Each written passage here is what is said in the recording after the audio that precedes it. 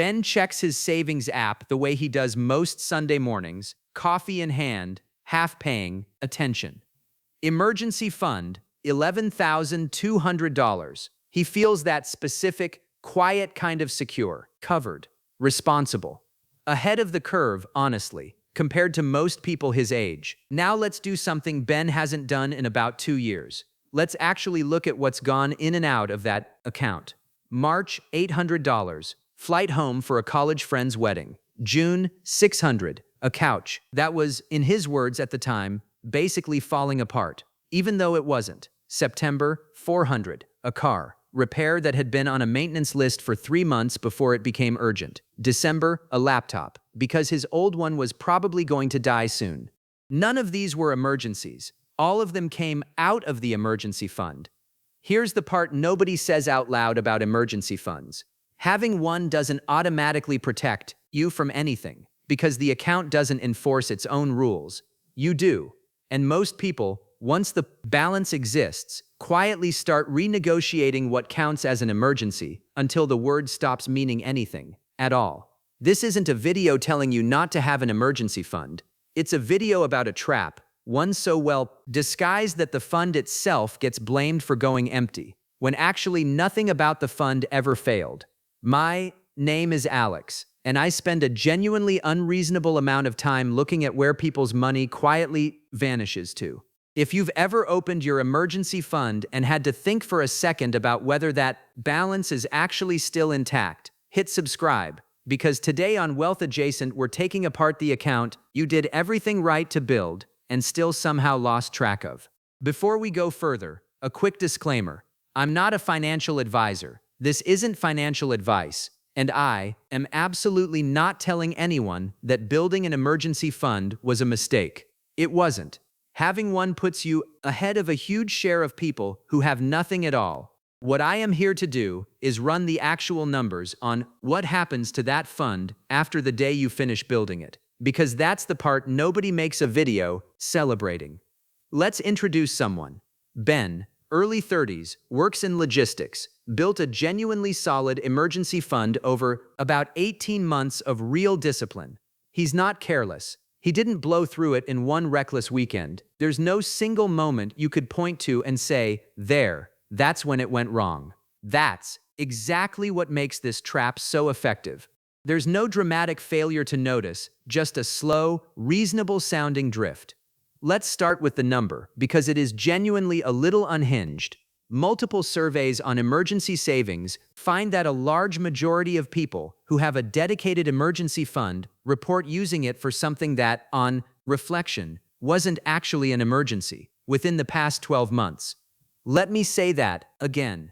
Most emergency funds aren't failing because people don't have one. They're failing because the definition of emergency quietly expands until almost anything qualifies. Where does that expansion actually come from? A large share of withdrawals get justified as technically necessary, a car repair, an appliance replacement, something that is, in a literal sense, a real cost, just not an unpredictable or urgent one. Another meaningful chunk comes from irregular annual expenses, an insurance premium, a holiday travel cost, something that happens every year on a predictable schedule but still gets treated as a surprise because nobody budgeted for it separately. And the rest comes from a simple human impulse. The money is sitting right there, clearly available, and in the moment, available money is remarkably good at feeling like permission. And here's the part that should make you sit up. This isn't a discipline problem in the way people assume. Research on labeled savings accounts consistently finds that once money is placed in a named, purpose-built account, people become measurably more willing to spend from it for things loosely adjacent to that purpose, compared to spending the exact same amount from an unlabeled checking account. The label itself changes the psychology. Naming an account emergency fund doesn't just protect the money. It also, quietly, gives every borderline expense a built-in justification to draw from it. But having an emergency fund isn't the trap. A cushion is just a cushion. Here's where it becomes a trap.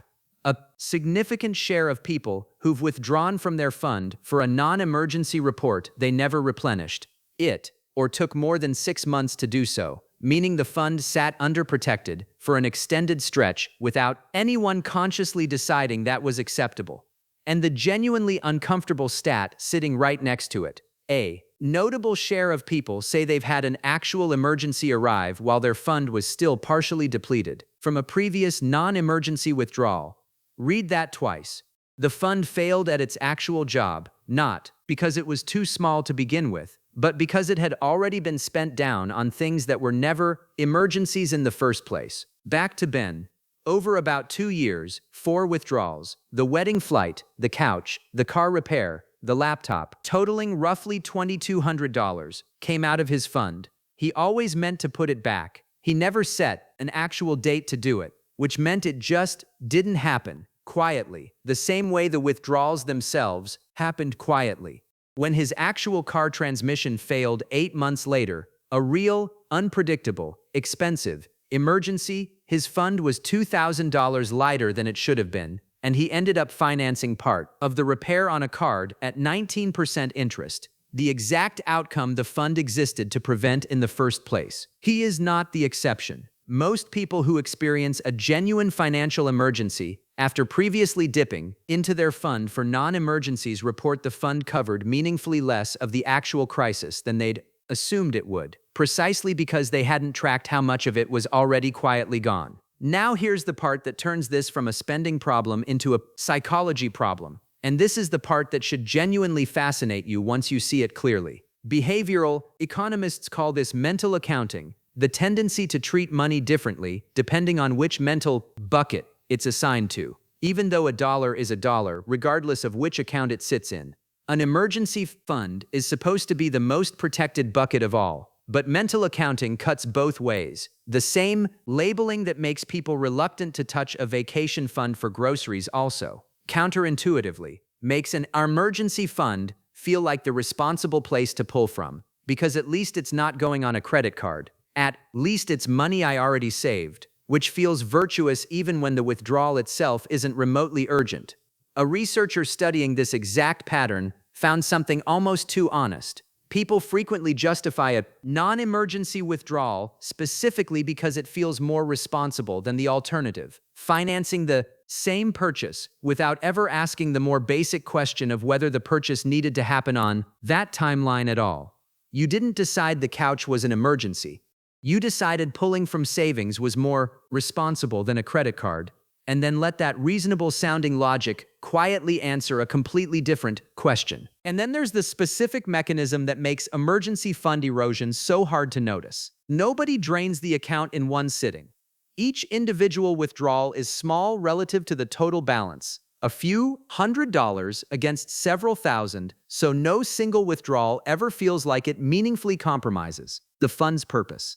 That's precisely what makes the pattern so easy to repeat. No single withdrawal ever crosses a visible line because the line was never actually drawn in the first place. Now, before we go further, we still haven't gotten to the single most common reclassification of them all. The one that happens so smoothly most people don't even notice they've done it. Hold that thought, because first, the smaller leaks. Let's talk about the phrase that should trigger alarm bells the moment it shows up in your own head. Well, it's technically necessary. A car repair is technically necessary. So is a new phone eventually. So is almost every purchase a reasonably careful adult makes. Necessary was never the actual bar for an emergency. Unpredictable and urgent were. Multiple studies on personal finance behavior find that people substitute necessary for urgent, specifically because it's a much easier bar to clear, and clearing it feels the same in the moment, even though it describes a completely different category of expense. Then there's the predictable but annual trap, an expense that happens every single year: car insurance, a holiday flight, an annual medical deductible, but still gets treated as a shock each time it arrives because it wasn't specifically budgeted for outside the emergency fund. An expense you can see coming a full year in advance is not, by any reasonable definition, an emergency. It's a planning gap wearing an emergency's clothing. There's a social version of this pattern too.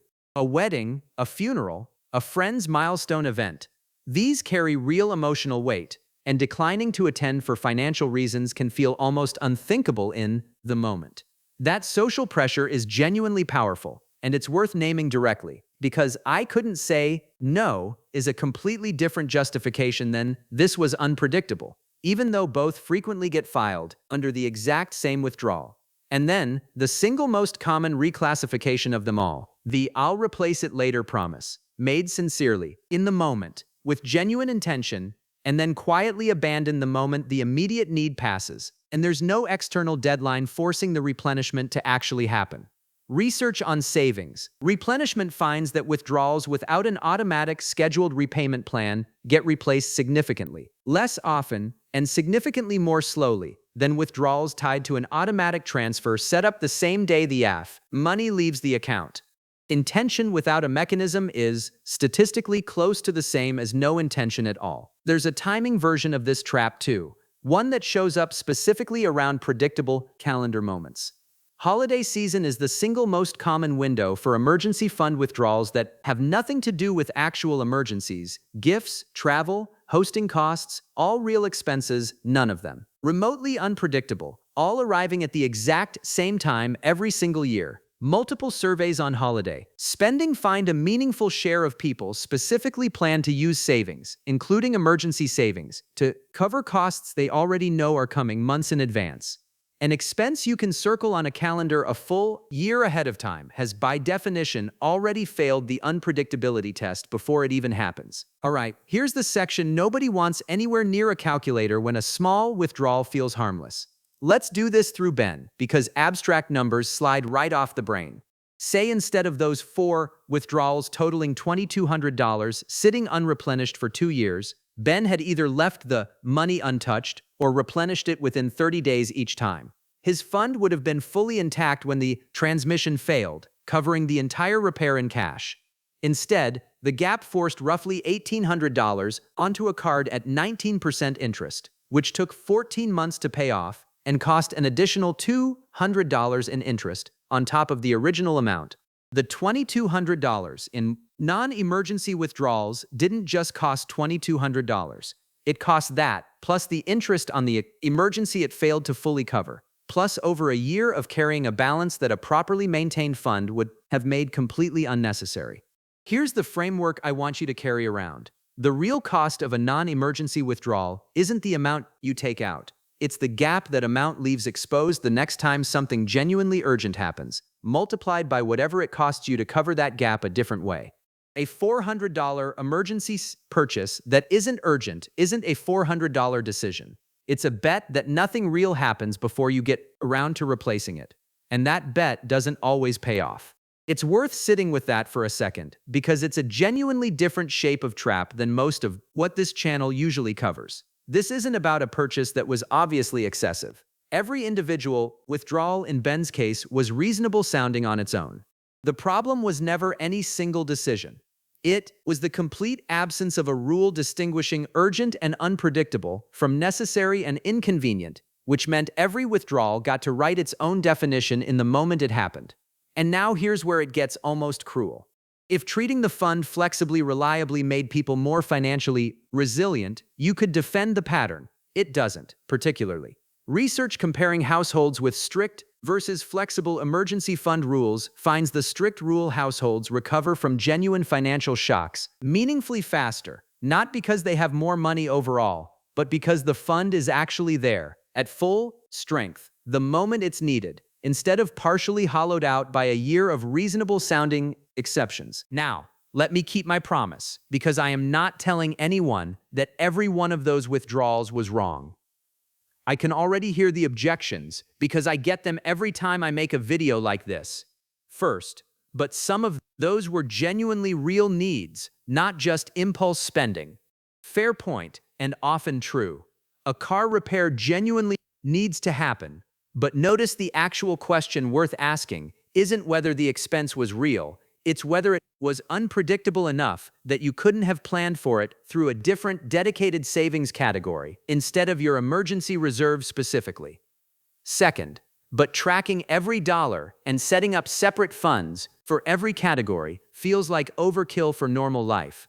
Also fair, and the answer isn't dozens of micro accounts, it's one additional category, sometimes called a life happens fund, sitting clearly separate from the true emergency reserve, specifically sized for the predictable but irregular expenses that aren't actually emergencies but also aren't discretionary spending.